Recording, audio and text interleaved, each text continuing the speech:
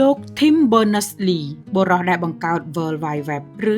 WWW ហើយប្រគល់ឲ្យពិភពលោកដោយឥតគិតថ្លៃប្រសិនបើថ្ងៃនេះអ្នកត្រូវបង់ប្រាក់គ្រប់ពេលដែលអ្នកបើកមើល Google Facebook YouTube ឬគេហទំព័រនានាតើពិភពលោកនឹងទៅជាយ៉ាងណាប្រសិនបើបរិះម្នាក់នេះកាលពី30ឆ្នាំមុនសម្រាប់ចិត្តទាលុយសិតប៉តង់ត្រឹមតែ1សេនក្នុងមួយគេហទំព័រគាត់នឹងក្លាយជាមហាសេដ្ឋីលេខ1លើពិភពលោកដែលមានទ្រព្យសម្បត្តិច្រើនជាងលោក Bill Gates ឬក៏ Elon Musk ទៅទៀតប៉ុន្តែគាត់បានពោលពាក្យមួយឃ្លាយ៉ាងស្ងៀមស្ងាត់ថាប្រសិនបើសេវាកម្មនេះត្រូវទាលុយវាប្រកាសជាមិនអាចរីកចម្រើននិងក្លាយជាកម្មសិទ្ធិរបស់មនុស្សជាតិទាំងមូលបានឡើយនេះគឺជារឿងរ៉ាវពិតដ៏អស្ចារ្យរបស់លោក Tim Berners-Lee បិតាស្ថាបនិក World Wide Web បុរសដែលប្រគល់បច្ចេកវិទ្យាអ៊ីនធឺណិតឲ្យមនុស្សលោកប្រើប្រាស់ដោយឥតគិតថ្លៃលោក Tim Berners-Lee កើតនៅឆ្នាំ1955នៅក្នុងទីក្រុងឡុងប្រទេសអង់គ្លេសលោកកើតនៅក្នុងគ្រួសារអ្នកវិទ្យាសាស្ត្រកុំព្យូទ័រដោយឪពុកនិងម្ដាយរបស់លោកគឺជាអ្នកជំនាញដែលបានរួមគ្នាកសាងកុំព្យូទ័រពាណិជ្ជកម្មដំបូងគេនៅលើលោក Ferranti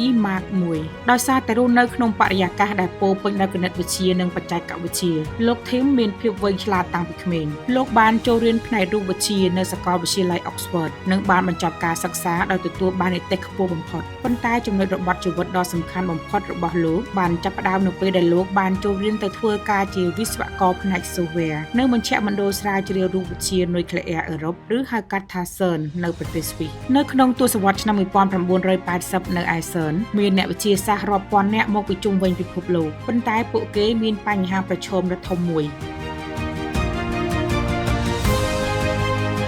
ព័ត៌មាននិងទិន្នន័យត្រូវបានរក្សាទុកក្នុងកុំព្យូទ័រផ្សេងៗគ្នាហើយពួកគេមិនអាចចែករំលែកវាឲ្យគ្នាទៅវិញទៅមកបានងាយស្រួលឡើយដើម្បីដោះស្រាយបញ្ហានេះនៅក្នុងឆ្នាំ1989លោក Tim បានបង្កើតគំនិតដ៏ឆ្កួតលីលាមួយឡើងលោកបានសរសេរគម្រោងស្នើទៅកាន់ប្រធានរបស់លោកដែលបង្កើតប្រព័ន្ធមួយដែលអាចភ្ជាប់រាល់ព័ត៌មាននិងឯកសារទាំងអស់លើលោកបញ្ចូលគ្នាតាមរយៈតំណភ្ជាប់ Hyperlink កាលនោះប្រធានរបស់លោកបានសរសេរចំណាំលើក្រដាសស្នើសុំនោះថាជាគំនិតមិនសូវច្បាស់លាស់ប៉ុន្តែគួរឲ្យចាប់អារម្មណ៍នឹងហើយនៅក្នុងឆ្នាំ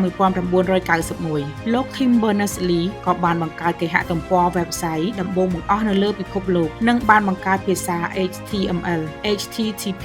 និង URL ដែលយើងកំពុងប្រើប្រាស់រហូតមកដល់សប្តាហ៍ថ្ងៃនេះនៅពេលដែលបច្ចេកវិទ្យា World Wide Web WWW ត្រូវបានបង្កើតឡើងជោគជ័យក្រុមហ៊ុនបច្ចេកវិទ្យាយក្សជាច្រើនបានរត់មកជួបលោកនិងផ្ដល់សំណើជាទឹកប្រាក់រាប់លានដុល្លារដើម្បីទិញសិទ្ធិប៉ាតង់លើប្រព័ន្ធនេះប្រសិនបើសុខចិត្តលក់ឬចុះកិច្ចសន្យាយកសេវាសិទ្ធិលោក Tim នឹងក្លាយជាមហាសេដ្ឋីភ្លាមមួយរំពេចប៉ុន្តែនៅក្នុងឆ្នាំ1993លោក Tim បានធ្វើការតស៊ូមតិនិងបញ្ចុះបញ្ចូលអង្គការ CERN ឲ្យប្រកាសជាផ្លូវការថាបច្ចេកវិទ្យា World Wide Web នឹងត្រូវប្រគល់ជូនពិភពលោកដោយឥតគិតថ្លៃនិងគ្មានកាតព្វកិច្ចរក្សាសិទ្ធិជារៀងរហូតលោកបានជ្រើសរើសមិនយកលុយសូម្បីតែមួយកាក់ព្រោះលោកជឿជាក់យ៉ាងមុតមាំថាអ៊ីនធឺណិតគឺជាសិទ្ធិមនុស្សជាមូលដ្ឋានហើយវាគួរតែជាដែនដីសេរីសម្រាប់មនុស្សគ្រប់រូបនៅលើផែនដីក្នុងការត្រង់យកចំណេះដឹងនិងទំនាក់ទំនងគ្នាដោយគ្មានការរើសអើងអ្នកមានឬអ្នកក្រឡើយអំពើល្អនិងការលះបង់ដ៏ស្ងប់ស្ងាត់របស់លោក Tim Berners-Lee បានផ្លាស់ប្ដូរមុខមាត់ពិភពលោកទាំងមូលវាបានបង្កើតឲ្យមានអាជីវកម្មអនឡាញការសិក្សាពីចម្ងាយនិងការតភ្ជាប់មនុស្សរាប់ពាន់លាននាក់ចូលគ្នាលោកត្រូវបានព្រះមហាក្សត្រយានីអង់គ្លេសត្រាស់បង្គាប់ប្រទានគោរមងារជា Sir នៅក្នុងឆ្នាំ